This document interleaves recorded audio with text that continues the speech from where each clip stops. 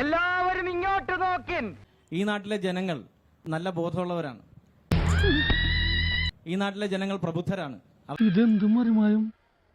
കഴിഞ്ഞ 10 വർഷക്കാലം കേരളത്തിൽ LDF ഗവൺമെന്റ് നടപ്പിലാക്കിയ വികസന പ്രവർത്തനങ്ങൾ ഓരോന്നും ചൂണ്ടിക്കാണിച്ചുകൊണ്ടാണ് ഞങ്ങൾ ഇവിടെ വോട്ട് ചോദിക്കുന്നത്. ഇവിടെ 49 പുലിമുട്ടുകളാണ് 121 കോടി രൂപ മുടക്കി അമ്പലപ്പുഴയുടെ തീരദേശത്ത് ഇപ്പോൾ നിർമ്മിച്ചിരിക്കുന്നത്. നിങ്ങൾക്ക് 30 എണ്ണത്തിന്റെ നിർമ്മാണം കഴിഞ്ഞു, 19 എണ്ണത്തിന്റെ നിർമ്മാണം പൂർത്തീകരിക്കുന്നു. ഇപ്പൊ കടൽക്ഷോഭയില്ല.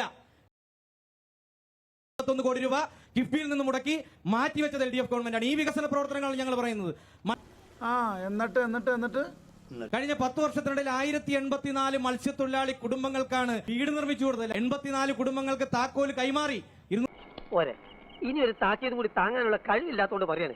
എന്റെ പൊന്നു രാമേന്ദ്രൻ, നീ ഒന്ന് ഓരോന്നായി നോക്കിയാൽ നമുക്കിതെല്ലാം കാണാം. തീരദേശത്തെ മാത്രമല്ല, മറ്റ് നല്ല ആശുപത്രികൾ, നല്ല റോഡുകൾ, നല്ല പാലങ്ങൾ.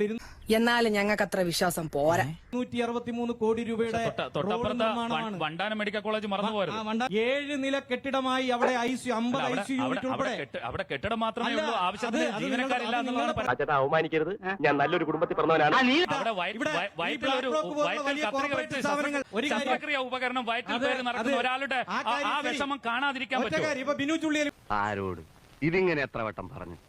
തള്ളിപ്പറഞ്ഞവരാണ് LDF ഗവൺമെന്റും കേരളത്തിൽ ഇടതുപക്ഷ പ്രസ്ഥാനവും.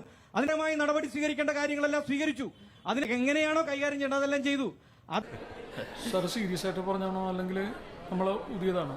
പരാതികളായ ആളുകളുണ്ട്, അവർക്കെതിരെ ഒരു സംസാരം കൊണ്ട് പോലും നടപടി എടുക്കാത്ത ആരോഗ്യമന്ത്രിയാണ്.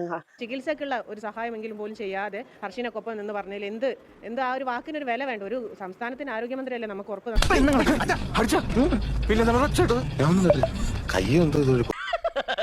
തൽക്കാലം ഇത്രയും മതി. വരട്ടെ.